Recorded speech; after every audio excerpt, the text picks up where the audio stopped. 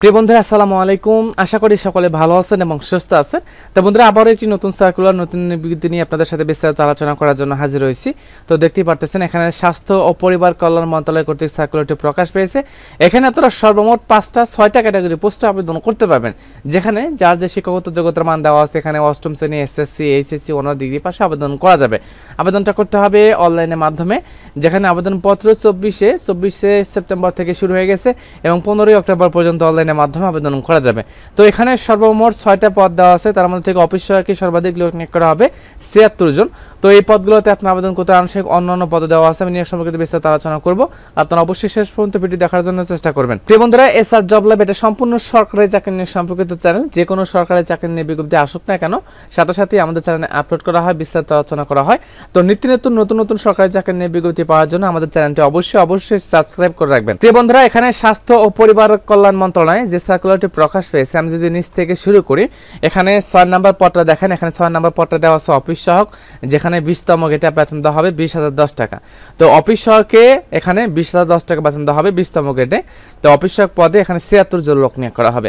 এখানে শিক্ষাগত যোগ্যতার মান দেওয়া আছে, যে কোনো স্বীকৃত বোর্ড হইতে মাধ্যমিক স্কুল সার্টিফিকেট বা সমমানের পরিকল্পনা থাকলে আবেদন করতে পারবেন। তো এখানে কোনো স্বীকৃত বোর্ড হইতে মাধ্যমিক স্কুল অর্থাৎ এসএসসি পাস করলে কিন্তু এখানে আপনারা আবেদন করতে পারতেছেন। অফিস সহায়কে 76 জন লোক নিয়োগ করা হবে, এসএসসি পাস দেওয়া আছে। তারপরে 5 নম্বর পদ দেওয়া আছে রিসিপশনিস্ট, এখানে পদের নাম দেওয়া আছে রিসিপশনিস্ট, এখানে 2 জন লোক নিয়োগ করা হবে। উচ্চ মাধ্যমিক সার্টিফিকেট ইন্টারমিডিয়েট পাশে আবেদন করা যাবে। কম্পিউটার চালানোর দক্ষতা থাকতে হবে, ইমেল স্ক্যানার ফ্যাক্স মেশিন চালানোর দক্ষতা এবং অভিজ্ঞতা থাকতে হবে। তারপরে দেওয়া আছে ইনস্ট্রুমেন্ট কেয়ারটেকার, এখানে পদের নাম দেওয়া আছে ইনক্রুমেন্ট কেয়ারটেকার, এখানে 16তম গেটে বেতন দেওয়া হবে 22,490 টাকা, একজন লোক নিয়োগ করা হবে। এখানে শিক্ষাগত যোগ্যতার মান দেওয়া আছে, যে কোনো স্বীকৃত বোর্ড হইতে ইলেকট্রিক্যাল বা মেকানিক্যাল ট্রেডে উচ্চ মাধ্যমিক সার্টিফিকেট ভোকেশনাল পরিকল্পনা থাকলে আবেদন করতে পারবেন। তারপর দেওয়া আছে 3 নম্বর পদ, এখানে দেওয়া আছে অফিস সহকারী কাম কম্পিউটার মুদ্রাক্ষরিক, পদের নাম দেওয়া আছে অফিস সহকারী কাম কম্পিউটার মুদ্রাক্ষরিক, যেখানে 4 জন লোক নিয়োগ করা হবে। অফিস সহকারী কাম কম্পিউটার মুদ্রাক্ষরিক 4 জন লোক নিয়োগ করা হবে। 16তম গেট দেওয়া আছে 22,490 টাকা। তো দেখেন এখানে দেওয়া আছে যে কোনো স্বীকৃত বোর্ড হইতে উচ্চ মাধ্যমিক সার্টিফিকেট বা সমমানের পরিকল্পনা থাকলে আবেদন করা যাবে। কম্পিউটার চালানোর দক্ষতা থাকতে হবে। কম্পিউটার মুদ্রাক্ষরে প্রতি মিনিটে বাংলাতে 20 শব্দ এবং ইংরেজিতে 20 শব্দ গতি সম্পন্ন থাকতে হবে। তো অবশ্যই আপনাকে ইন্টারমিডিয়েট পাস থাকা লাগবে এবং আপনার টাইপিংয়ে গতিটা 20 গতি সম্পন্ন থাকতে হবে। ডাটা এন্ট্রি অপারেটর, এখানে 2 নম্বর পদে দেওয়া আছে ডাটা এন্ট্রি অপারেটর, একজন লোক নিয়োগ করা হবে। তো ডাটা এন্ট্রি অপারেটর পদে এখানে দেওয়া আছে কোনো স্বীকৃত বোর্ড হইতে উচ্চ মাধ্যমিক সার্টিফিকেট পাস করলে আবেদন করা যাবে। কম্পিউটার চালানোর দক্ষতা থাকতে হবে।